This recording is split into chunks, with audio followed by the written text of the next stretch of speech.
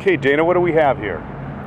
Dave, this is a 1937 Brewster Buick, and this has a very interesting story to it. What you're looking at is one of one, and the story begins with Charles Merrill Chapin, and he wanted to buy a car for his wife, who was a socialite in New York City, who was great-granddaughter of George Washington. Anyway,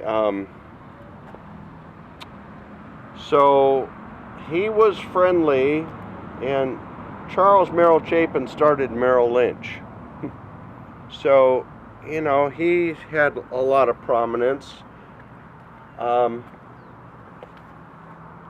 I have talked to the family members, the Chapin family members, about this car because they actually saw it on your website.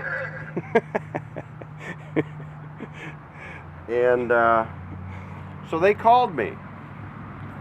And they talked about this car, and it's interesting.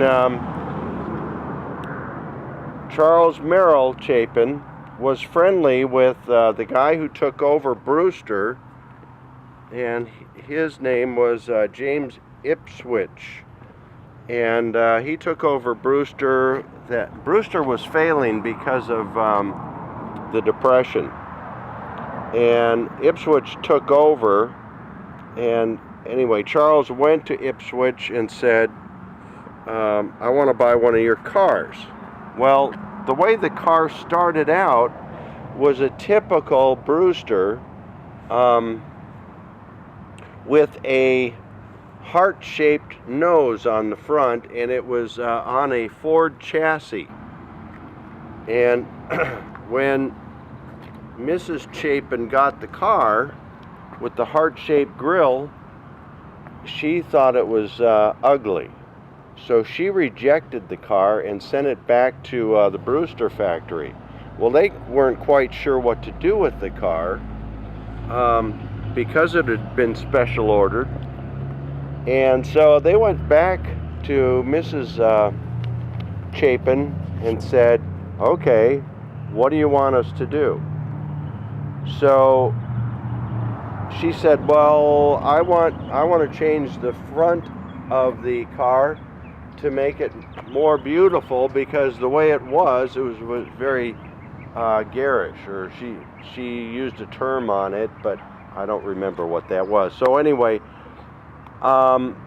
they said, okay, you tell us what you want as a bodybuilder for the front end, for the chassis, and we'll switch it out for you. So this she saw in 36 the new Buick, and she liked the Buick for 37. So this is actually a Series 90 Buick engine and chassis. So they took the coachwork off, cowl back, off the 34, which was titled a 34 Brewster, and put it on this chassis. So this is what became of that Brewster Buick, and it was titled as 37.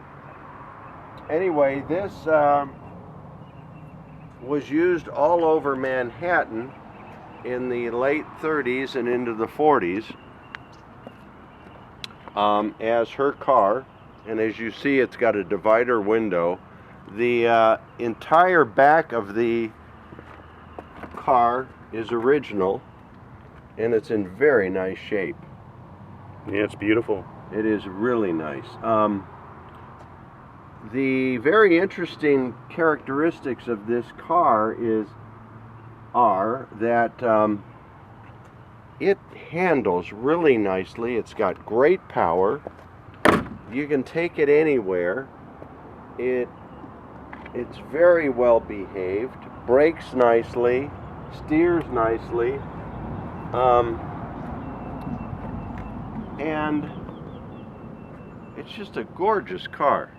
So whether somebody was a Buick fanatic or not, this is a It's beyond rare. It's one of one, and it shows well. It would be welcome to any classic car event.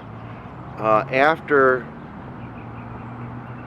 she was done with the car, eventually it was purchased by Russ Jackson, who started the Barrett Jackson Auctions. Wow.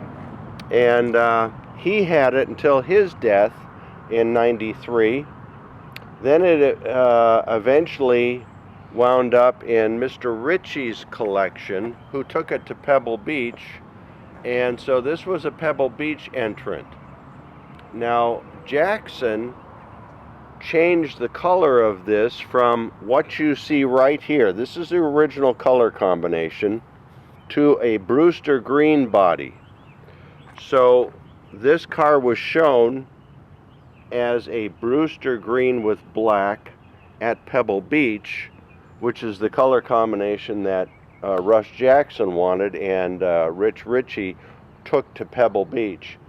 Anyway, I wanted it to be authentic, and so what I did is I found the color, the exact color that had been painted. It's kind of a primrose red, and I changed it back to the original color combination, and that's what you see here. Well, it's beautiful, Dana. Maybe we can take a break for a second and pop that hood and we'll hear it run. Oh, sure. Yeah, we can do that.